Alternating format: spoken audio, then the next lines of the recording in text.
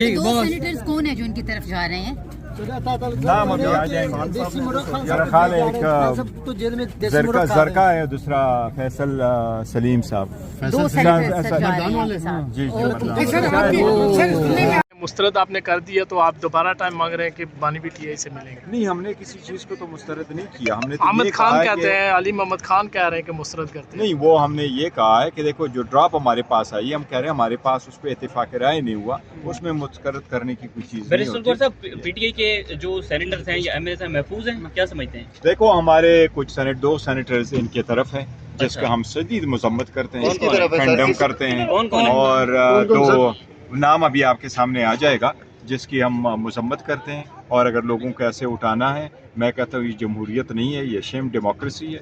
इसी तरह अगर आपने लोगों को जाना है तो फिर वज़ीर आज़म की कोई ज़रूरत नहीं है, फिर मेजॉरिटी पार्टी के वोटों को उठा ले और माइनॉरिटी की हुकूमतें बनवा लें। अगर इसकी तरह देते हैं, मैं समझता हूँ ये बेज़मीरी की जो T20 मैच है, ये वर्ल्ड कप ज़ैन कुरैशी की खबर आ रही है, दुरुस्त है या गलत है?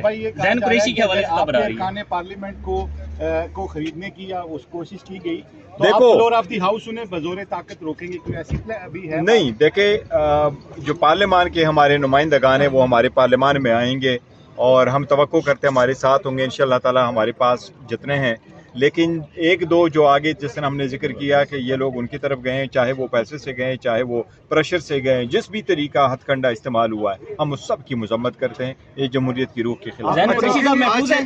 ज़ैन कुरैशी साहब इंशाअल्लाह अल्लाह करे महफूज।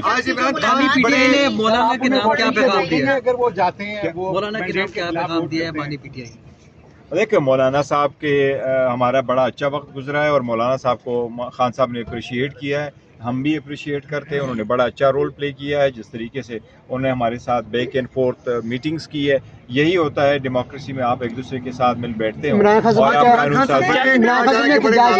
ये एक मिनट ये करो, जहाँ तक जो मैं सब ये कहता हूँ, ये बिल्कुल गलत। जिसने भी ये कहा है, खान साहब गुस्सा थे, ये थे, और कोई लफ्ज, एक लफ्ज बिल्कुल, ये सारा के सारा एहतिजाज की कॉल भी नहीं, ऑब्वियसली नहीं। और कभी भी हम 5 बंदे थे, मैं, असद कैसर साहब, सलमान राजा, अली जफर साहब और हामिद रजा साहब, ये बिल्कुल गलत। एहतिजाज की कॉल दी है। देखे, जो लोग मुखालिफिन हैं, जो लोग हैं जो कन्फ्यूजन क्रिएट करते हैं, जो लोग डिस्ट्रस्ट क्रिएट करते हैं, जो डिसइंफॉर्मेशन करते हैं, ये उनकी कैंपेन का हिस्सा है। अच्छा, पीटीआई के स्पोक्समैन है, अभी उन्होंने उन्होंने कहा है कि 99% मुसद्दा हमारा है और इस पे एग्री हो गए हैं। अगर पीटीआई इस पे वोट नहीं करेगी, मैं ना मानो वाली पॉलिसी अपनाएगी, तो ये अच्छा अमल नहीं होगा। इस पे आप क्या कहेंगे? देखिए, असलम गौरी है उनके उन्होंने ये कहा।